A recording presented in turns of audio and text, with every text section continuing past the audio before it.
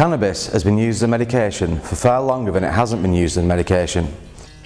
With evidence dating back as far as 3000 BC, it is the longest used medication in history.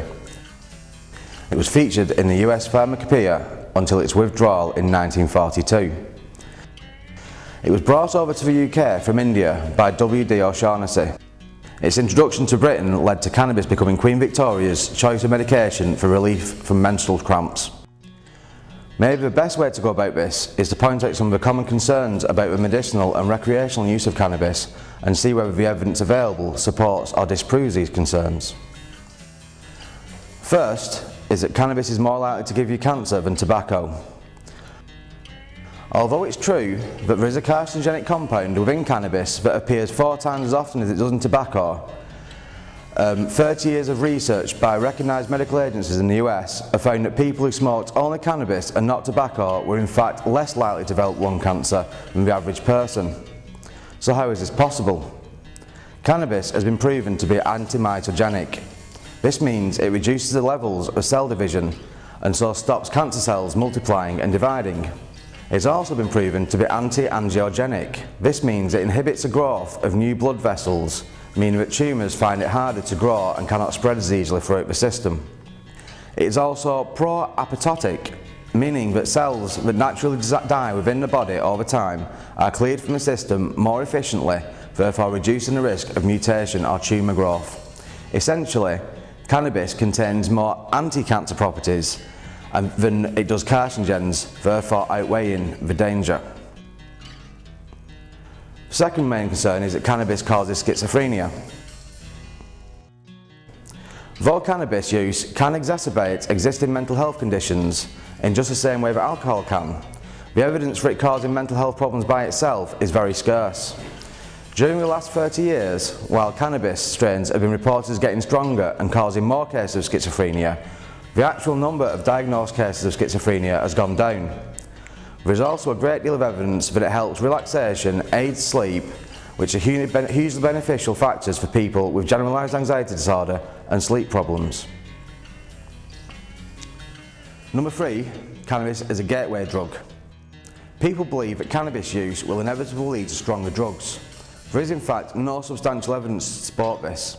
In fact, its illegal status is most likely the thing that would lead to harder drugs, as in order to use cannabis currently, a person has to deal with criminal drug dealers, some of whom would no doubt encourage vulnerable buyers into using other harder drugs in order to make more money. It would seem the gateway to harder drugs is the dealers and not the cannabis itself. So having looked at some of the major concerns regarding cannabis use, let's examine some of the socio-economic factors of the legalisation or partial legalisation of cannabis. Currently in the UK, the government hands out £2 billion every year to farms in the form of subsidies. These struggling farms could be used to grow cannabis crops for the medical system. It is a fast-growing and easy to cultivate crop that will bring in a great deal of income. The waste products from the hemp plant itself can also be used as a cheap and efficient raw material for Britain's struggling industry.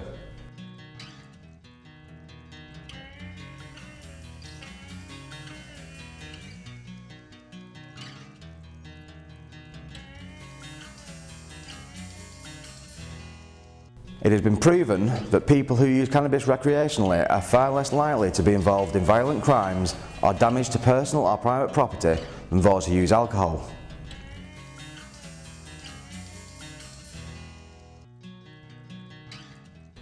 The use of cannabis as a pain relief medication would save the NHS huge amounts of money. Currently, the annual UK pain relief cost is £440 million. A 2-gram dose of cannabis has been proven in many cases to be as effective pain relief as 60 milligrams of morphine, a drug that is often accompanied by very unpleasant side effects. And further from this, the use of specialised private cannabis clinics and dispensaries could be used to take some of the pressure off NHS units such as A&E and GP surgeries.